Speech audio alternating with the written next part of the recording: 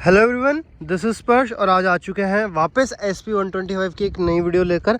आज की वीडियो में हम इस बाइक के पॉजिटिव्स की बात करने जा रहे हैं। इससे पहले वाली कुछ वीडियोस में एक नेगेटिव वाली वीडियो थी जिसमें मैंने इसकी सारी बुराइयां बताई थी, इस बाइक में क्या खामियां हैं और क्या दिक्कत है।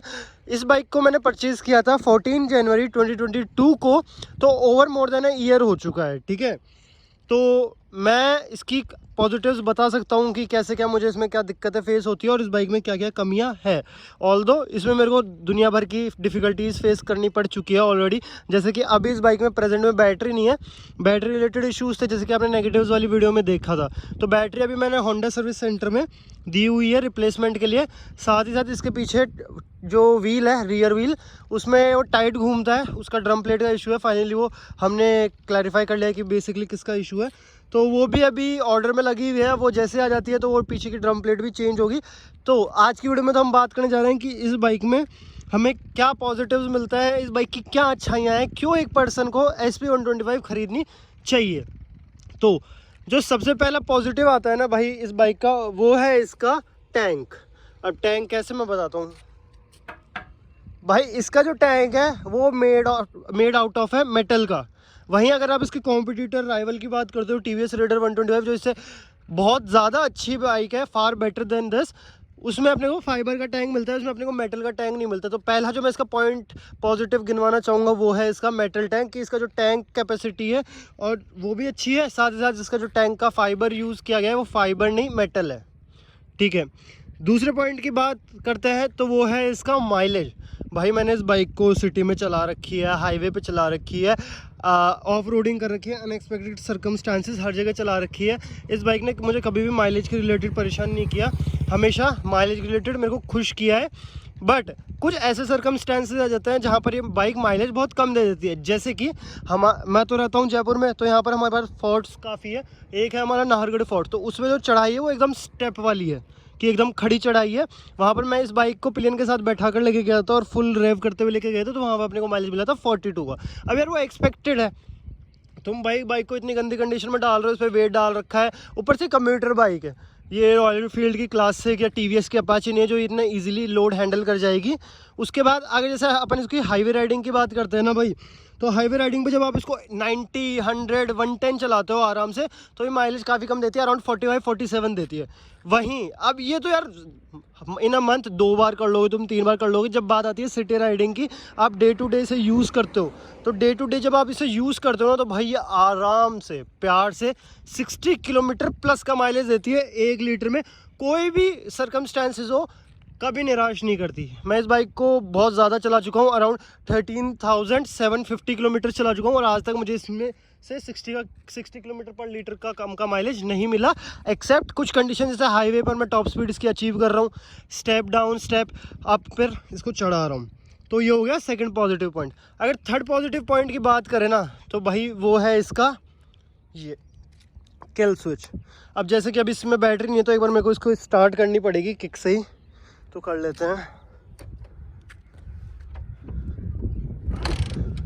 अरे एक सेकंड, अब जैसे कि ये स्टार्ट हो गई भाई। ठीक है, TVS रेडर 125 है अपनी, उसमें भाई किल स्विच नहीं मिलता। अब जैसे मैं इसको यहीं से बंद कर सकता हूँ बाइक को, तो ये जो हमें चीज़ है ये रेडर 125 में नहीं मिलती। वहाँ पे हमें स्पोर्ट्स मोड और इको मोड मिलता है। तो मुझे ये एक पॉजिटिव बात लगती है SP 125 की, कि हमें बार बार भाई इसकी चाबी को ऑन ऑफ करने की ज़रूरत नहीं है, सिंपली इसका किल स्विच दबाओ और गाड़ी बंद।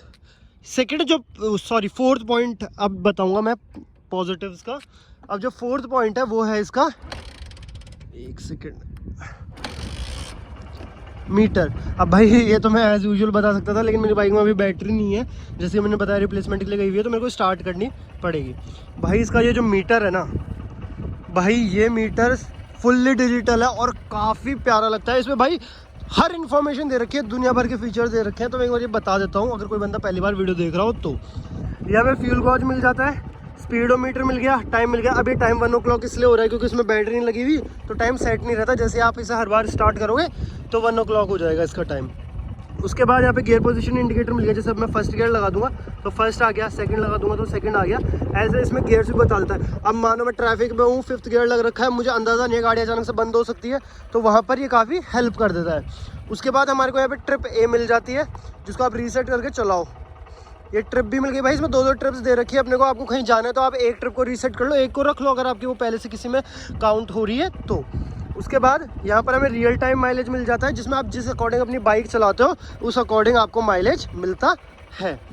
इसके बाद ये ट्रिप ए का, कि भाई मानो आपने ट्रिप ए करी, हमारे यहाँ से जयपुर से 100 किलोमीटर किशनगढ़ चल गए, तो वहाँ पे आप गए तो आपने जिस अकॉर्डिंग भी बाइक चलाई तो उस अकॉर्डिंग आपको क्या माइलेज मिला, तो ये भी यहाँ बता देता है।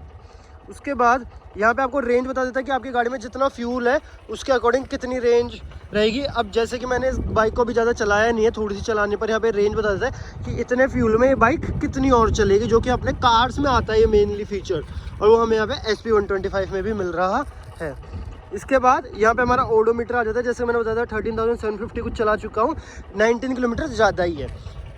तो ऐसा कुछ हमारे को मीटर मिलता है जो कि काफ़ी प्यारा लगता है। अगर कॉम्पिटिटर्स से बात करें तो TVS Raider 125 का थोड़ा अच्छा है इसका, क्योंकि उसमें TFT डिस्प्ले आती है तो उसमें कलरफुल हो जाता है मीटर। अब यहीं पे TVS Raider को भाई सरकाज़म देने के लिए कल स्विच, तो ऐसे हम गाड़ी को सिंपली बंद कर सकते हैं। तो भाई जो 5th पॉजिटिव पॉइंट आता है इसका, वो है इसका ये क्लोज चेन सॉकेट। अब अगर आप रेडर लेने जाते हो ना तो भाई आपको ओपन चेन सॉकेट सिस्टम मिलता है, जिसमें क्या रहता है कि जो डस्ट और सैंड है वो डायरेक्टली आपकी चेन के कांटेक्ट में आती है, जिससे चेन की लाइफ तो कम होती ही है, साथ ही साथ उसका मेंटेनेंस ज़्यादा बढ़ता है। तो यहाँ पर हमें ये क्लोज्ड मिल जाता है, जिससे आप इसको कैसे सर्कमस्टेंसेस में चलाओ, चेन इतनी ईजिली कॉन्टैक्ट में नहीं आती बाहर के सराउंडिंग्स के साथ। तो भाई अब इसका लास्ट फाइनल और 6th पॉजिटिव पॉइंट मैं आपको बता देता हूँ कि क्यों एक बंदा होंडा की SP 125 लेगा रेडर 125 के ऊपर। जो मेन कोर रीज़न है वो एक ही है, इस बाइक की मेंटेनेंस। मैंने इसकी सर्विसेज जो 3 करवाई थी, पेड वाली नहीं, फ्री वाली जो हमें बाइक के साथ मिलती है, उसमें मेरी कॉस्टिंग रही थी बस 350, 400, 450 रुपीज़। बस ऑयल का पैसा लगता था और कुछ नहीं लगता। और अब मैं जब इसकी बाहर वापस सर्विस कराने जाता हूँ तो भाई बहुत ही कम में सर्विस हो जाती है। ऐसे मान लो अगर आपकी फ्री सर्विस 450 रुपीज़ में हो रही थी तो आपकी पेड सर्विस 650, 700 में हो जाएगी। वहीं अगर आप TVS ब्रांड ऑप्ट करते हो तो वहाँ पर आपकी मेंटेनेंस पड़ती है महंगी, वहाँ पर आपको इतना रीजनेबल रेट में सर्विस नहीं मिलती। ऑल्दो मैंने इसकी जो 4th सर्विस थी वो सर्विस सेंटर में नहीं कराई, उसका एक मेन रीज़न ये है कि मेरे को सेटिस्फैक्शन नहीं मिला होंडा के सर्विस सेंटर से, तो मैंने वहाँ पर प्रेफर नहीं करा। अभी मेरे यहाँ पर जहाँ पर जयपुर में रहता हूँ उसके पास एक सर्विस सेंटर है, होंडा का ही है, लेकिन वो ऑथराइज नहीं है, बेसिकली उसके नेम में होंडा है और वो लोग होंडा के जेन्युइन पार्ट्स रखते हैं। तो मैंने वहाँ से इसकी सर्विस करवाई थी, वहाँ से मैं सेटिस्फाइड हूँ, क्योंकि इसके अलावा सर्विस के अलावा इसमें ब्रेक शू डला था, बेरिंग डला था, ऑयल फिल्टर चेंज करवाया, तो वहाँ पर मेरे को प्रॉपर सेटिस्फेक्शन मिला कि हाँ मैं जो प्राइस पे कर रहा हूँ उसमें मेरे को एक वर्थ चीज़ मिल रही है, वर्थ सर्विस मिल रही है, जिसको मैं पैसे दे सकता हूँ। तो आज की वीडियो में इतना ही था। मैंने आपको गिना दिया 6 पॉजिटिव पॉइंट्स SP 125 के, कि अगर आप में से कोई SP 125 लेना चाह रहा है तो आपको ये इसके पॉजिटिव पॉइंट्स देखने को मिल सकते हैं। बाकी अगर नेगेटिव्स की वीडियो देखनी है तो ऑलरेडी चैनल पर अपलोडेड है, आप जाकर देख सकते हैं। Thanks for watching, thank you.